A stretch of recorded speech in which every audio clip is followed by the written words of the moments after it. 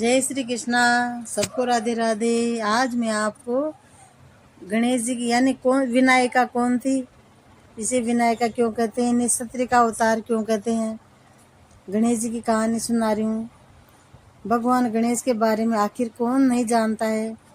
हमारे यहाँ प्रत्येक महीने का चौथा दिन विनायक चतुर्थी के रूप में मनाया जाता है, पर बहुत कम लोग जानते हैं कि भगवान गणेश का एक स्त्री रूप भी है। मान्यता है कि विनायक का इतिहास केवल मौखिक ही रहा है, जिस कारण सदियों पहले ये कहीं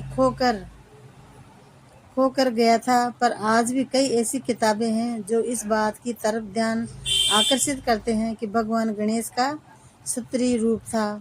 इन बातों से इनको स्त्री रूप का प्रमाण मिलता है।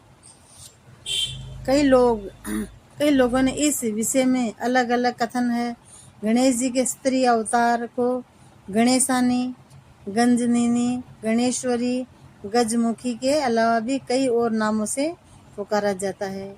मटूरे, तमिलनाडु और वेग्रपर्दा में इसकी गणपति के रूप में पूजा की जाती है, तो कहीं तिब्बत में गणेश जी के स्त्री रूप की पूजा होती है। यहाँ इनको गणेशानी कहकर पुकारा जाता है। तो ऐसे हुआ था गणेश जी का अवतार। मत्स्य पुराण और विष्णु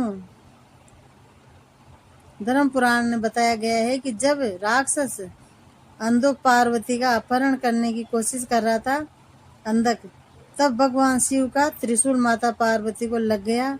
इस कारण जो रक्त जमीन पर गिरा वो स्त्री और पुरुष दो भागों में विभाजित होकर आधी स्त्री और आधा पुरुष का रूप ले लेता, जिसे गणेशानी के नाम से जाना जाता है।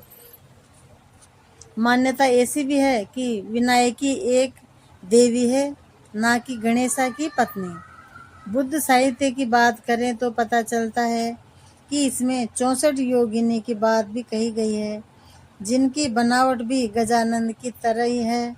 इस तरह की बनावट वाली गणेशानी की इन मूर्तियों को काशी और उड़ीसा में पूजा जाता है।